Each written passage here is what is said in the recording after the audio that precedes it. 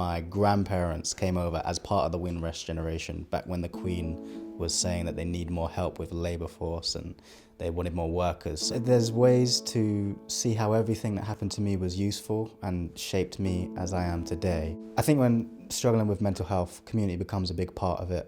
Trying to find support, trying to be with people that you love. Everyone used to be mean to me because they called me like mean names and stuff. I'm so sorry. That must have been very difficult. How did you have any ways that you managed to deal with that? Hello, welcome to the Community Heroes podcast, and I'm Alexia. And I'm Ethan. And I'm Seb. Hello Sebastian, it's amazing to meet you. Can you tell us a little bit about yourself and what you do? So I was with My Life Productions about 15 or so years ago. And since then, I've had a background in photography, a little bit of acting, and I've just recently graduated in a film degree. And so I make some short films, I've worked on music videos and a lot of like events, photography and videography. Okay, can you tell us a little bit like what type of music videos or maybe movies and stuff like that? I've worked with a few like grime artists. Stormzy? No big names yet, but hopefully Stormzy's going to call me. I work mostly as like a writer, a director, and then there's a lot of logistical producing and things like that. A lot of them are about grief or some sort of psychological issues, and they feature like these monsters, so kind of like sci-fi. Can you tell us what the community means to you? Like maybe work community or... I think community as a word sort of means togetherness and supporting each other. The community I live in, I guess it's more like a neighborhood. So I live in an estate.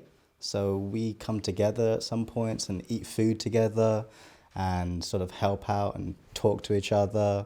So I would say community means being able to be supportive and to be supported.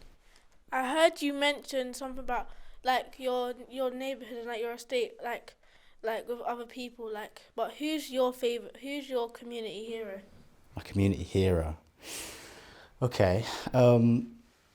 So I did a little bit of work for maybe like 5 years in a place called Be Urban. And there's a guy there called Barnaby Shaw, and he's like this big kind of cuddly bear creature. He's quite tall and he looks after bees. And I think he would be my community hero because he just welcomes people in, he supports people, he provides for Kennington ecology, he looks after bees, and he was really important to me. I remember he said to me to value my presence, and that was the first time somebody made me think about that. Talking of like sayings, what advice would you give someone in this day and age today? This world is kind of comparative at the moment. There's a lot of social media, and that's quite big in terms of how you get work, how you connect with other people, and how you view yourself. And I think stepping back from that and just focusing maybe, like you said, on community, in how you can help other people and how you can be supported, instead of trying to compare yourself to how other people are doing. Just focus on you and do the best you can. I know we've had some other people on our podcast, like Suzanne and people like that, who've spoken about connections. Was there anything for you, maybe when you was younger and trying to find a job, or maybe trying to engage with other people that you had? So when I was younger, I kind of had a rough time with school. I got signed off of school due to some mental health issues, and then I had to go to an alternative education system. So finding connections was kind of hard, but it was nice to see that there was places available to support me when school wasn't working out. So I think, does that kind of answer your question? What do you want to know about connections? Maybe what places did you go to when you was younger that helped you? Like maybe, as you said about mental health, maybe places that helped you a lot? I don't know if it still exists, but there was a place called the Yes Centre in Camberwell. And that's where I did most of my like GCSEs, which I think is O-levels now. Is that right? I don't know, yeah. GCSEs and A-levels I did there before I went to a different education place. And there was another place called Kids Company, which I think has definitely shut down since. And I don't know what kind of support has been put in place of that. Hopefully there is, but I'm not really that up to date. So, Sebastian, can you tell us where did you grow up and did that affect who you are today and what you do? Okay, so I grew up in southeast London, so like Rotherhithe, Bermondsey. In terms of like community, I think there was quite a lot of things that I was able to get access to as a kid that I don't know is available now. I remember there was like a chess club, like a tournament that I was able to go to. There was also the London Bubble Theatre, which is where I first did some acting, and that's what sort of got me into the creative industry, I guess. My Life Productions was a bit later on, like 15 or so, or maybe younger. I can't actually remember. And yeah, there was quite a lot that was available, and that definitely shaped me. And I think even just the environment. So I'm quite lucky that I have a lot of greenery around me and a lot of parks, and that I think helps your mental health, being able to go out into nature and be, I don't know, be a little bit divorced from the city life and the kind of hustle and bustle of things. So I think that definitely shaped me. Sebastian, you've mentioned about having mental health. Is there any advice you would give to someone who has mental health? I think when struggling with mental health, community becomes a big part of it. Trying to find support, trying to be with people that you love, reaching out to family. I think some of those issues that you face going through something that's quite personal is hard to express with family members. So if you can seek some support from some professionals, some psychologists, if faith is important to you, there's church, and I'm sure people will be there supporting you, or mosques or things like that. And I think there's a lot of things you can do for yourself. So there's exercise, there's going out into nature and trying to find more community. So going swimming, boxing, anything like that. Can you tell us why you're here? So I came today, this is the first time I've come back to work with My Life Productions.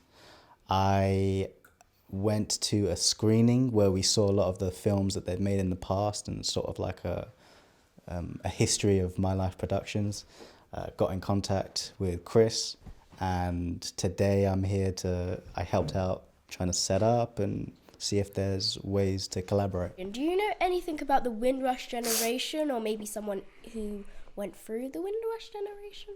My dad was sent over from St. Lucia to come here when he was 10, and my grandparents came over as part of the Windrush generation back when the Queen was saying that they need more help with the labour force and they wanted more workers. So it seemed like a good source of income, a good place to start a new life.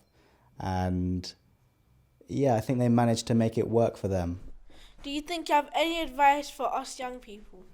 Advice for you young people. What do you struggle with? What do you mean? What kind of advice would you like? What are the maybe issues?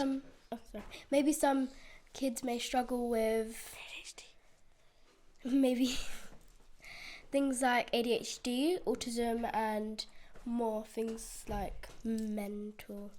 Is that the word, mental? Disabilities. I think a lot of it comes from self-acceptance. I think sometimes you run into issues where other people treat you differently, and maybe that will have an effect on your self-confidence. And so maybe trying to talk that out with your family and people that you're close with, because you know that you're going to be accepted by them. You know that they love you and they support you. And build from there. Try to have more confidence in your control of how you present yourself, how you perceive yourself. And yeah, just getting a better sense of who you are. And focus on that. Don't focus on what other people say about you. I heard you talk about like other people treat you differently. Like when I was in school, I used to fidget a lot, and like the teacher I wouldn't mind, but then everyone used to be mean to me because they called me like mean names and stuff. I'm so sorry. That must have been very difficult. How did you have any ways that you managed to deal with that? Yeah, my teacher told me something to do with my fingers, So like you do this and then you just fiddle around with Like it. this. That's nice. Yeah. So there's all these different like methods that you can find out to help support your own needs. So yeah, trying to find more things like that. That's really cool. I know my friend has ADHD and she's got this box that you can purchase and it's got like a lot of fidget toys in them. She's got ring things and it's got like coins on them and she can just do that and it's really fun. The ones that you like roll like that. Yeah, those are cool. My friend has one as well. So do I. Yeah, fidgety toys are always fun. That helps with like a lot of things, not just with fidgeting. If you're anxious or something and you have something to play with, that helps. Is there anything you wish you could change about your childhood? I think looking back, there's ways to see how everything that happened to me was useful and shaped me as I am today. But maybe I could appreciate my family a bit more and appreciate the time that I get to spend with some people who aren't here anymore. And yeah, priorities. So I think a lot of the time we think about how we can survive, how we can get a good job, or how we can do this or that. But I think my focus might have been better spent if it were on the people around me. How has your community hero helped you throughout your career? Barnaby, like I said, I was working for him for quite a while. I'd done some volunteering for him, and I don't think I was completely committed to helping him with his cause and valuing my time there. And he was very honest in telling me he thinks I'm a really nice person. He gets on with me. We had lots of laughs together. But he was very honest in saying that I should value my presence. And so valuing what I can contribute to the people I'm around, whatever set I'm a part of or whatever job I'm taking part of, he made me focus on what I can do. And that was really helpful. Yeah, so you mentioned contributing. How have you contributed to your community or the people around you? That's a very good question. I'm sure I could do more. So that place that I was talking about with Barnaby is like a horticultural space, which just means like looking after the environment, creating a good space for, his was specifically for bees, so creating good pollinators, which is certain plants that help feed the bees. So I've worked in different horticultural space. There's the Bee Urban, which is where Barnaby works. There's Permablitz London, which is this group that goes around and helps people with their gardens and things like that. And I don't know, I guess throughout your life you find different ways to help people in your community. It might just be like helping somebody cross the street who's having difficulties, or if they can't carry something up the stairs. I think little things like that get overlooked as well. Thank you, Sebastian, for taking your time to come and speak to us. Thank you for having me. Thank you for watching our podcast and make sure you like and subscribe so you don't miss another video. Thank you, bye. Thank you.